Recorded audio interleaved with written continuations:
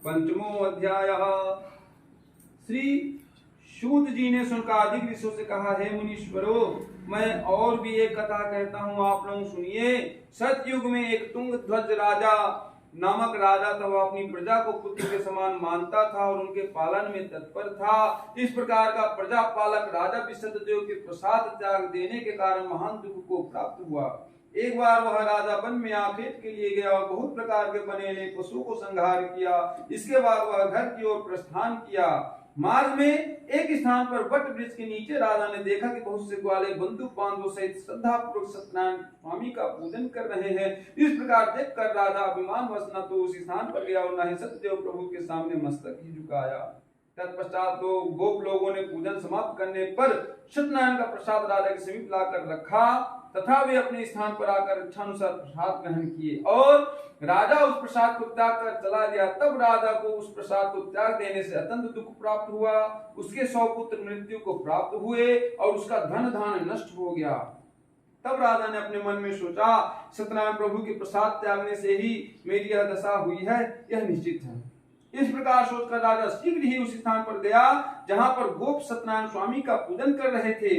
तत्पश्चात राजा ने भक्ति तथा श्रद्धा पूर्वक तथा विधि सहित गोप लोगों के साथ सत्यदेव का पूजन किया तथा भगवान सत्यनारायण की कृपा से राजा को पुत्र तथा धन धान्य पुनः प्राप्त हो गया और वह संसार में सुख भोग कर अंत में वैकुंठ लोक को प्राप्त हुए।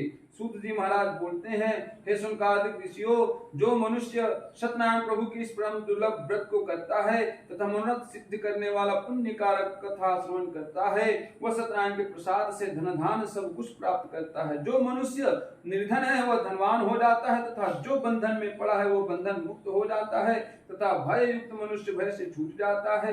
यह सत्य है, इसमें संदेह नहीं है। और सत्यनारायण के प्रसाद से मनुष्य इस लोक में वांछित फल भोग कर अंत में वैकुंठ को जाकर स्वर्ग सुख को प्राप्त करता है। हे ब्राह्मणों, इस प्रकार जो सत्यदेव के व्रत को आप लोगों से कहा है उसे करने वाले मनुष्य संसार सागर के दुखों से मुक्त हो जाते हैं। ऐसे वांछित फल देने वाले प्रभु को कोई काल कहता है, कोई ईश कहता है, कोई सत्यनारायण तथा कोई सत्यदेव कहता है। यह सत्यदेव प्रभु अनेकों प्रकार का रूप धारण करके पृथ्वी पर मनुष्यों का मनोरथ पूर्ण करते हैं तथा इस कलयुग में यही सनातन विष्णु सत्य रूप धारण करके सबकी इच्छा पूरी करते हैं। सूत जी कहते हैं कि हे मुनि सत्तमो, जो मनुष्य यह कथा नित्य पढ़ता तथा सुनता है वह सत्यदेव के प्रसाद से पाप मुक्त हो जाता है। हे मुनीश्वरों, जिन्होंने पूर्व जन्म में सत्यनारायण स्वामी का पूजन किया था उनके दूसरे जन्म का हाल कह रहा हूँ, सुनो। सतानंद जो महान विद्वान थे, दूसरे जन्म में सुदामा नाम के ब्राह्मण हुए और भगवान श्री कृष्ण जी की भक्ति कर मोक्ष को प्राप्त हुए। भिल लकड़हारा दूसरे जन्म में साध हुआ और श्री रामचंद्र जी को गंगा पार उतार कर स्वयं की कृपा से भव सागर से पार हो गया अर्थात वैकुंठ धाम को प्राप्त किया।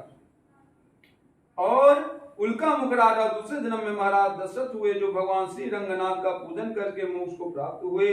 और साधु वेश भी धार्मिक तथा सत्य संधर्त मोरध्वज राजा वह ऐसा सत्यवादी और धार्मिक था कि अपनी स्त्री के साथ अपने पुत्र का दाहिना अंग आरस्य कर ब्राह्मण रूपी श्री कृष्ण को देना स्वीकार किया। यह कथा इस प्रकार है।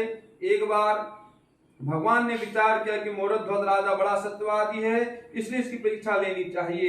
अतः एक दिन ब्राह्मण का रूप धारण कर राजा के सामने आए। उनके साथ रस्सी में बंधा एक सिंह भी था। वह भगवान ने राजा से कहा, हे राजन, यह मेरा सिंह बहुत भूखा है, इसे भोजन दो।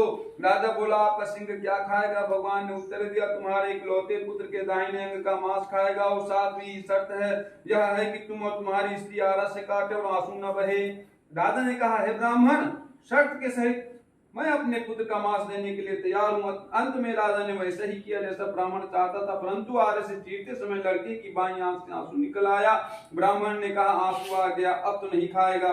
तब लड़के ने कहा कि खाना तो दाहिना अंग है, खाएगा क्यों नहीं?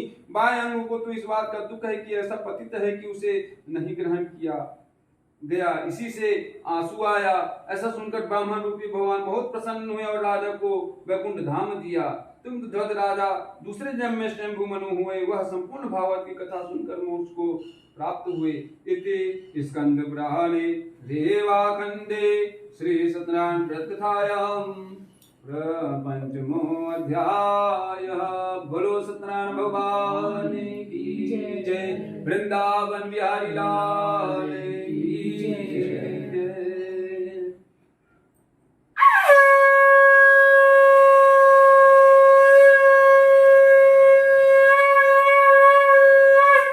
वृंदावन बिहारी लाल की जय। सत्यनारायण भगवान की जय।